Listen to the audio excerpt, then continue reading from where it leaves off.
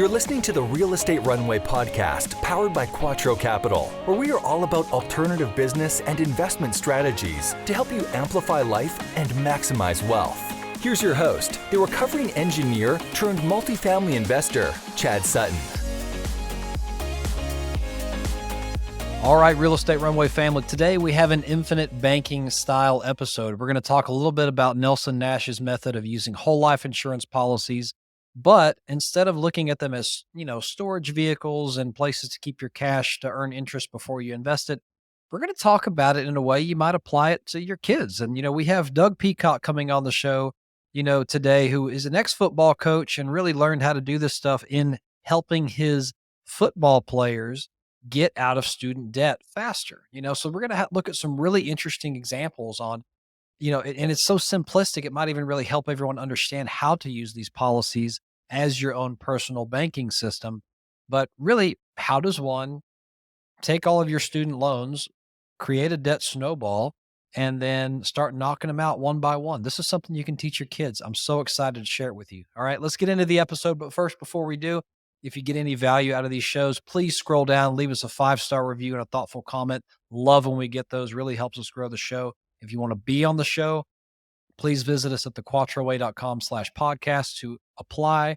And if you'd like to follow us on social media, please hit us up at Team Quattro Capital. One word, no special characters, on Instagram, LinkedIn, and Facebook, or just visit us at thequattroway.com. And now on to your scheduled production. All right. Real Estate Runway family, welcome to another episode of the Real Estate Runway podcast. I'm your host, Chad Sutton, and I'm joined today with Mr. Doug Peacock. Doug, welcome to the show. How are you on this fine Tuesday? I'm excellent, Chad. Thank you very much, and appreciate the invite.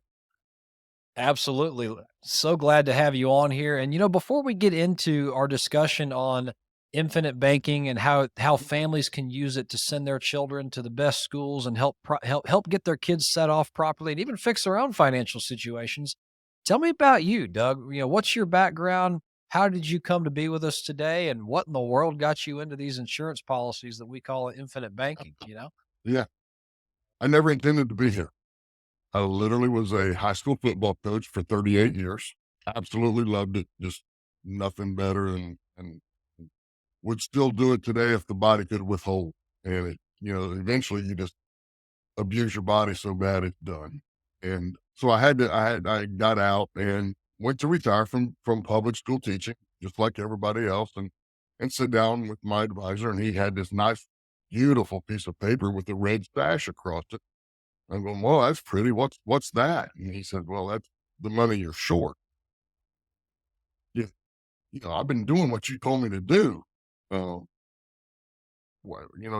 maybe we should have talked about this a couple of years ago, not 2 months before I'm out of the classroom. So long story short, I had to go find, I had to find an audible. I had to go find another play to run, and started, digging into things, and met a man named Nelson Nash. And when I did, I learned of the infinite banking concept and absolutely loved everything that it did. Really thought the first time I heard it, this is illegal. There's no way these people are going to stay out of jail. They just like orange jumpsuits or something. I don't know, but come to find out, it's been done a couple of 100 years. And now all of a sudden, it's accepted. I mean, it's, when I first started doing this 6 years ago, nobody had heard of it. Nobody had heard. I mean, this was nobody. And now all of a sudden, you can go find YouTubes, you can go find, they're all over. Now I will warn you, careful, because there's good and bad out there.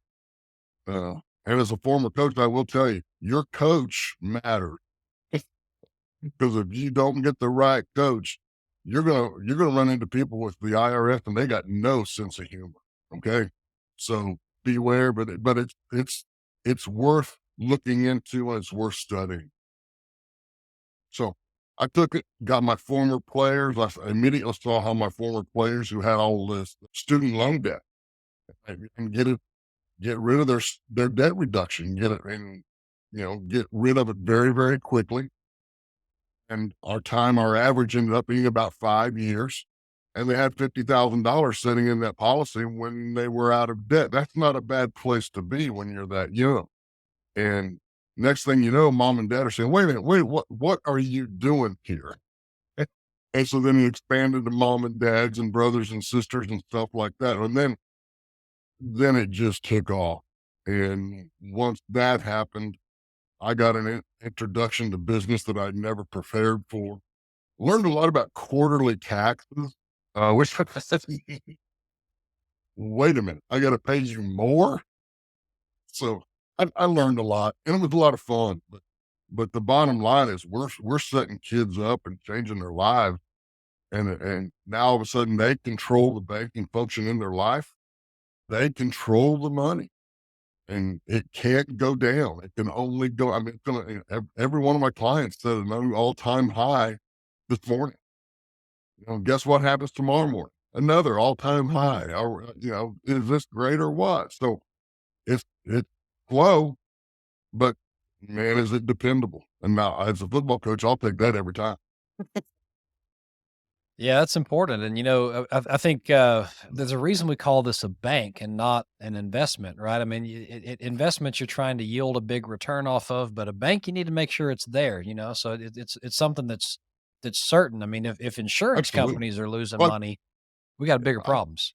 I think there's a huge difference between investing and saving, you know? Yeah, And let's talk about that a little bit. So, I mean, well, some people think about these as an investment vehicle. not at How all. would how would you say? So, tell me your thought on that.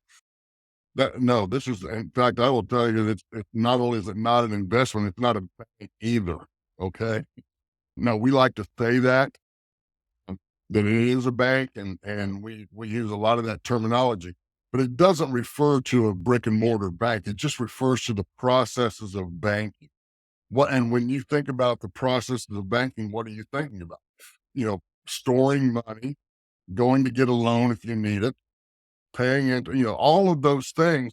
But the truth is, nobody knows how banks make money, but yet they always seem to make money. That's Well, right. why not? Every time we move that money, somebody's going to get paid. Why not make it us? And that's literally what Nelson and that group did. And off we go. And we just teach you how to do that banking function yourself. Okay. Whereas most people, and it's truly with the real estate background that y'all have, your people, real estate people generally understand collateralization very, very well. Okay. That's all we're doing. And the problem is 95% of America is keeping their money into an account that they cannot collateralize. It's called a qualified retirement plan. 401, 403, 457, star steps, Roth, take your pick. All right. Yep. So now you're depending on a Wall Street product sponsored by the government. Good luck with that. All right. So this is privately owned. It is a contract between you and an insurance company. And the neat part is, I mean, it's 1-800, send me some money. All right.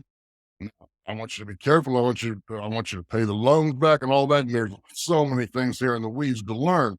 But the bottom line is you can do that and even make money on that, the arbitrage, which again, real estate people are very, very familiar with that. As a football coach, I had no idea what that was. Yeah. I had no clue. But the sweet part is every time you paid off a debt, like a student loan, you got to recoup that money and all the interest you were sending to Sally Mae. Now all of a sudden, this thing explodes. So it's just a matter of time. You've got to be willing. There's got to be some discipline involved, and you've got to be intentional. You don't even have to be perfect, but you better be Yeah. intentional. Well, so I love the way that you're applying this process. And we've been in the weeds on this show a lot in why we call it a bank and about the processes and what Mhm, the whole life insurance policy is. So we mhm. can go there, but you have a really interesting application of how you've used this to help, as you mentioned, some football players pay off their student loan debts. Let's pick an example of that if you don't mind. Let's just kind of walk through one of your players that you helped do this and how what you taught them to do, how Gotcha. they executed it, and what the outcome was. 'Cause I think thinking about this in as many different contexts as possible, it just makes it make more sense to people. You know what I'm And I saying? think that that's key. So I want to come back to that thought process. Okay. But yeah, the Yeah. example, my all time favorite kid actually played football for me. I went to a private school here. I live near Indianapolis. So he went to that school in Indianapolis. And not only an undergrad, but he actually overachieved and got a master's. Problem is, he borrowed every dollar. Oh, by the way, his wife did too. So here we go. And they're not doctors and they're not lawyers and they're teachers. And I'm going, y'all got 6 figures each and you're making $30,000. Let's do the math on this. We figured out Mhm. that if all of their loans turned on at one time, they were going to pay $3,600 a month in student loan payments. Go, look, I've been a teacher a very long time. What are y'all going to do when you don't make 3,600 that month? Yeah. That Yeah. it's called June and July. So it's um the bottom line is it took us a little bit longer. We had each of them out of debt in 7 years. Each of them had a policy, so they had their own policies, and then it almost became competitive between them. It got hilarious with them, but the bottom line is they were out of student loan debt in 7 years, and both of them had almost $60,000 sitting in those policies. Okay, and all you're doing is you're putting money. You're just adding a step. You're storehousing your money where you know it's going to grow. Big difference from investing, right? I know what the value of that account's going to be tomorrow, in a year, in 5 years, in 50 years. Okay. Anything that's in the market, you ain't got a clue what it's going to be tomorrow. That's right. So why not set out on a plan to get out of debt or to build a business or to use your imagination now back to the thought process that you were talking about. What do you want to use the money for? I mean, I am amazed at the people that I've got a guy who buys cows with a policy. Now he's very, very particular on the type of cattle, and I'm not going to pretend to know anything about this, but he is very particular on his cows, and he has a grass-fed beef industry business, and so he rotates his stock. Well, he doesn't have to wait to sell.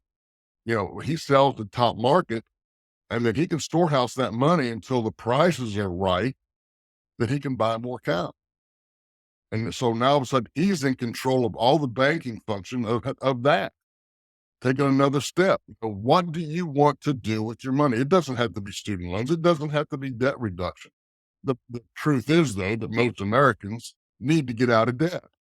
Okay. And I'm not going to argue about your home. Keep your home, whatever, and whatever debt. But there's good debt and bad debt, and we can talk about that if you want. But you know which ones are bad debt, the ones you hate paying, right? And it's the ones that are costing you a lot of money. So the truth is we can do anything with that money because you control it, not the bank. I don't have to go through a loan process. I don't have to have profit loss statements. I don't have to pledge my firstborn child. None of that. It's literally a piece of paper that I sign, send to the insurance company, and they give me that money. Okay. Now I can use that money for whatever I deem necessary.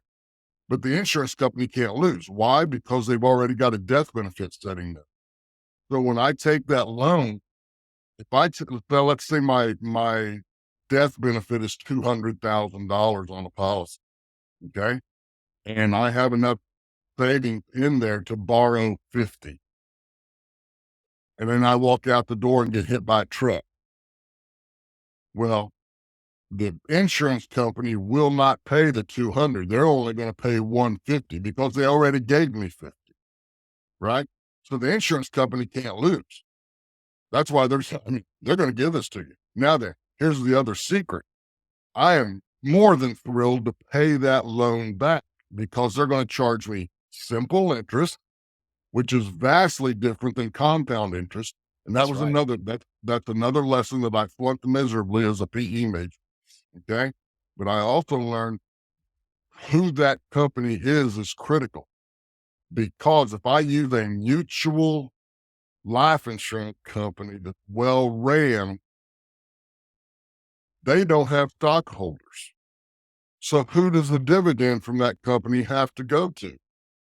They don't have stockholders. It has to go to the policy owner. Oh, that would be me and you.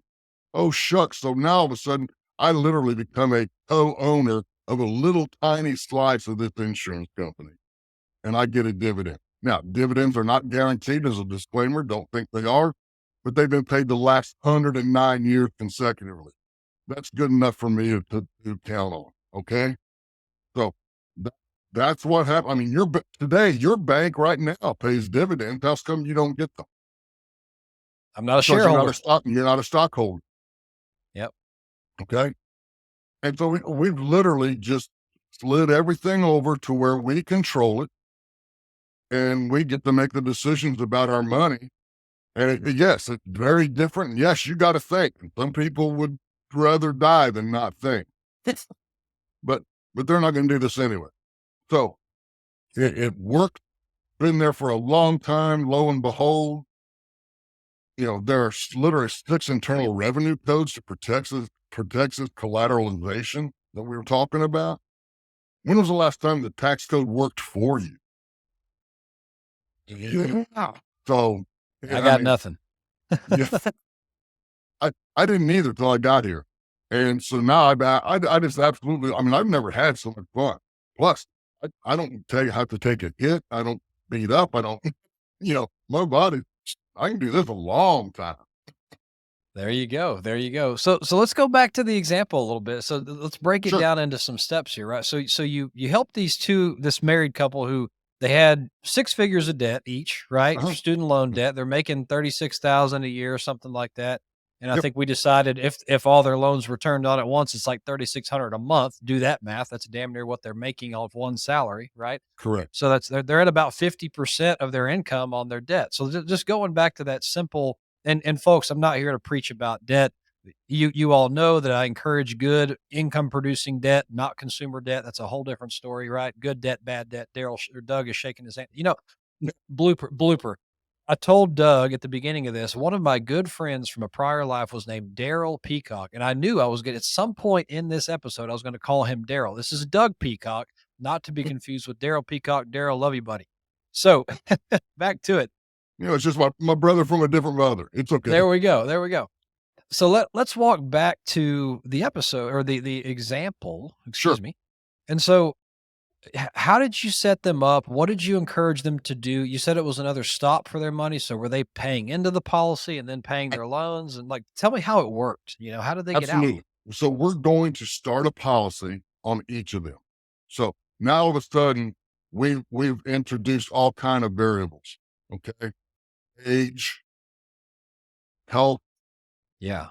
male, female. Females are far cheaper to insure than males because they don't do stupid stuff that we do. There's a lot less, hey, y'all watch this in the female, Yeah. so anyway. Exactly. But so the bottom line is we're going to work and get down and literally get their budget, see what they're doing. Now then, in their case, we deferred as many of those loans as we could possibly could. And I didn't want to combine them, consolidate them, because I wanted to be able to knock them off as as they come along. And the littler those were, the more success we had. Well, now all of a sudden I feel like I'm winning. Okay, I can do this again. Yeah. So the bottom line is we're going to start a policy on each of them. They're going to put money into the policy. And yes, they're going to lose some of the money at the beginning of the policy. There's going to be costs that they're going to lose. Okay? Cost of insurance, cost of issuing the policy, my paid, okay? Those types of things. But I also want you to understand that we provide a specially, uniquely designed policy that allows you access to that money in 30 days, not 3 to 5 years like the industry average. And that's the secret. Now, the true secret is that I've got to take a pay cut to get that to happen. But the bottom line is, if I can get you out of debt, out of student loan debt for the rest of your life, and this continues to grow, great, done, yes. And so that bottom line is that's what happened. They start a policy, they put that premium in there, whatever it is, okay? And that's going to be different for everybody. Again, because of age, because of gender, because of health rating. Okay? But there's going to be a huge portion of that I'm going to set up in this policy that's available to withdraw from the insurance company as a policy loan. Then I can pay off that student loan. Now, we have some numbers that we follow, and I don't take that policy loan till I can kill that first loan. And I just do. I just take the loans, put them smallest to largest, and the first one's got a circle around. And if it's $4,000, we're not taking a loan until there's $4,000 in that cash value. And as soon as there's $4,000, it's 1-800, send me some money. They're going to ask me how much, where do I want it spent? I put it in there, I pay off the bill. Now, payment that I was paying to Sally Mae or the student loan company, now that I pay back to my insurance company because I'm restoring the value of that policy. Okay, so in other words, that's going to come up and I'm going to borrow the same money again as soon as I get enough money to knock out the next one. And now all of a sudden it just rolls. And once it starts and once you see how it works, I think I told you, man, they become competitive and trying to knock you. I mean, they had two posters. She was an elementary teacher, so they had to have, posters on the refrigerator. And they were checking them off and, Xing them out and all that kind of, but it got hilarious. Okay. And it worked much faster than we ever thought. They're very, very close. They're not at the end of that 7-year period yet, but we know enough to work those numbers out. We can tell them you're going to have this amount in your policy, and in about 7 years and 4 months, you're going to be done. And folks, this is the magic of it. Like, I love the example because it's simple, right? And so you can start to imagine all the ways you could use this. But the whole reason this works is, for one thing, these are backed by life insurance companies. So if they're having problems and not liquid, the world is in a whole nother, like, you're worried about where your food's going to come from if this is the situation we're in, because insurance companies are the most liquid. They always have money. And oh, by the way, they don't care if you never pay that loan back because they'll just deduct it from your death benefit. They're already on the Right. hook for that, Correct. But the beautiful thing is you can collateralize it. What does that mean? You can take a loan against it. Literally every other financial product out there, especially your 401k, you can take a loan from it. But if you take a loan from it, it will literally reduce your balance. And if your balance is lower, that means you have less money in the market. And if you have less money in the market, if you're making an average 12% return, you're now making 12% on a lower dollar value. Whereas these policies, they just keep right on chugging. You don't actually feel, when you take a loan from it, you're using the insurance company's money. You're not taking your money out of growth. So your That's balance correct. gets to keep on growing up that line. And all along this line here, if I can make the line on my finger here, you take a loan here, pay it back. Well, now your value's higher. Take a loan, pay it back. So every single time, as time goes on, you have more and more because you've put money in and it's grown, right? And so it's just a wonderful system. I love getting on this tangent, Doug. It's just a wonderful thing. So, Yeah. wow. I love what it does. So I will warn you, the first policy I bought was obviously my own, because I wanted to prove this worked. Because I still look, that orange jumpsuit was in the back of my mind. You'd look I good in wanted to orange, prove Doug. that I it think you would. worked. And the next thing you know, so I'm supposed to pay this back. Well, I just went ahead and started adding money, paying back more than I did. All right. Now, please understand, that doesn't go to me in my policy. That goes to the insurance company. Okay. But I want them profitable because I'm going to get some of that back in the dividends that I get paid. But now all of a sudden, I have a bigger sum of money. And once that dividend gets in, by the way, although they're not guaranteed to be issued, once they're in your cash value, they're guaranteed just like everything else, and guaranteed to grow more than it did last year. And they cannot reduce it, take it back, and you're on your way at that point. Yep. It's a beautiful thing, folks. And, I think my last little bit on this, the way I use this, it's not unlike what he's doing here, right? Except it's just an extra pit stop. It's an extra savings account for your money, where it will grow at a guaranteed rate, at or above a guaranteed rate. Every dollar I get goes into the policy, and then when I'm ready, I let it sit there. It's a great little storage tank where the water level will always keep rising, right? It'll always keep rising. If I'm at a down market, things don't look good, I don't want to buy anything, fine. I'll put it in there, let it keep right on rising, a little bit at a time. And then, oh, guess what? Distressed property sale. Let me go pull a couple 100,000 out, go buy that. Great. Now I've got a thing I can go add value to. When I sell it and all that money comes back with friends, I go put it back with interest and I can do it again, right? It's just so again, storage tank for your money. It will always grow and you can take a loan against it. I'm not a financial advisor, but I would tell all of you, blow up your retirement accounts. They're not doing anything for you. They're not the best place to keep money. So I'm not a financial advisor either. Okay. So I will never tell you what you should do, but I'm going to make doggone sure as a coach, you know what you could do. That's right. That's right. And I'm beyond it now. I've done all this stuff. And so I can say, wow, retirement accounts really suck. I don't like when people tell me what to do with my money. So anyway, Doug, the more you put in, the longer you keep it, the more successful you are. Yeah. The worse it is for you. Do the math. And that's what guys, head slaps were legal when I played the game. Or it doesn't take a lot of mental power to get this. Yeah. Math doesn't change. That's right. It doesn't matter if you're rich or poor. It doesn't matter. It works. That's right. Well, Doug, I'd love to keep talking about this all day, but it's a great topic. I love this. I got to take you over to a couple of questions I ask every guest on the show. Are you ready?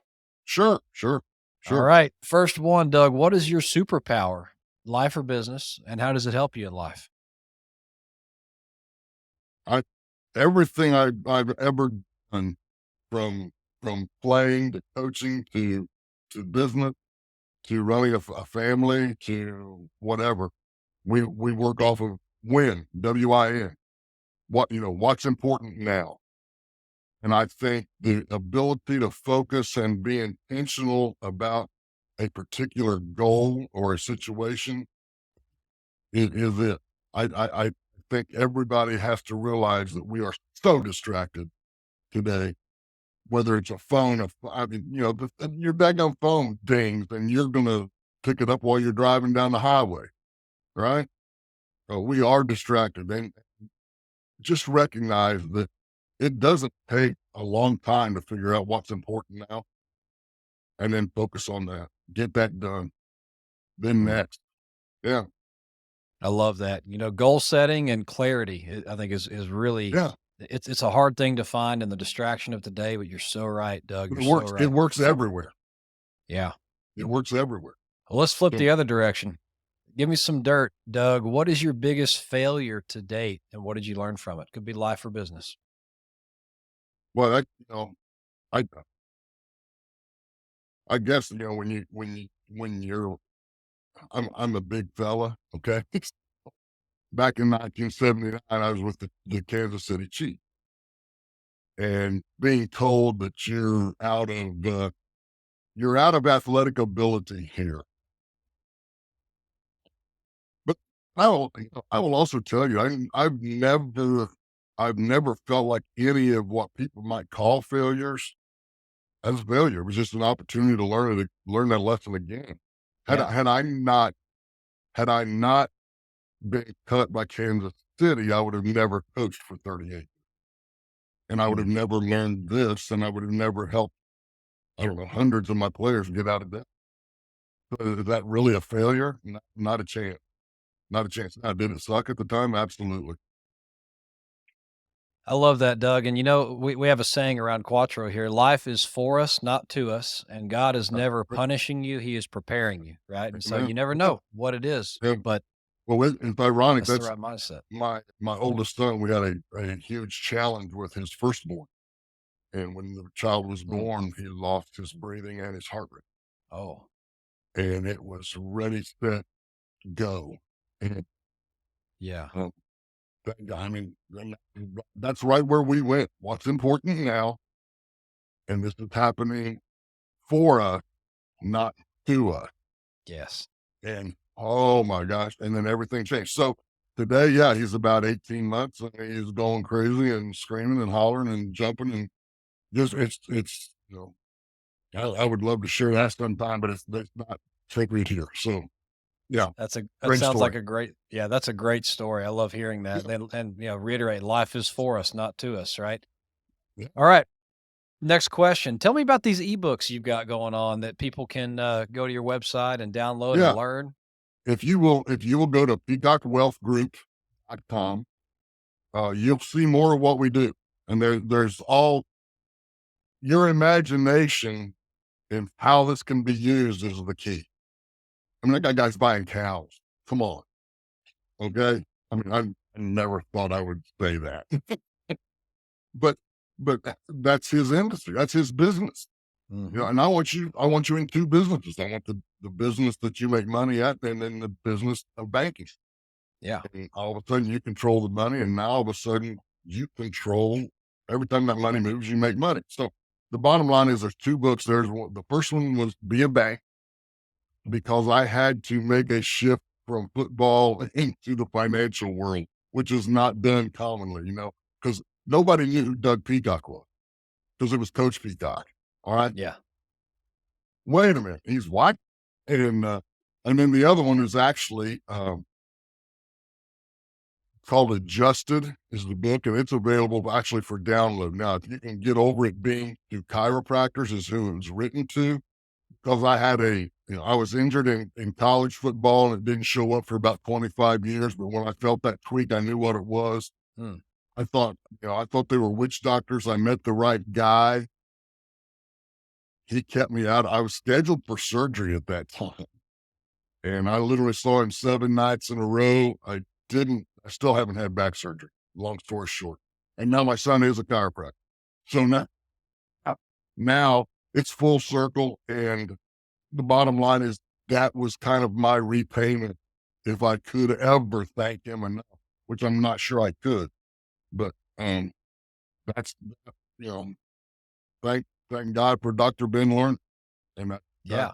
how I learned about it. And now my son is, and doggone right, I get adjusted, once or twice a week. And I mean, shucks, I fed him the whole time he was growing up. The least thing he did is adjust me, right?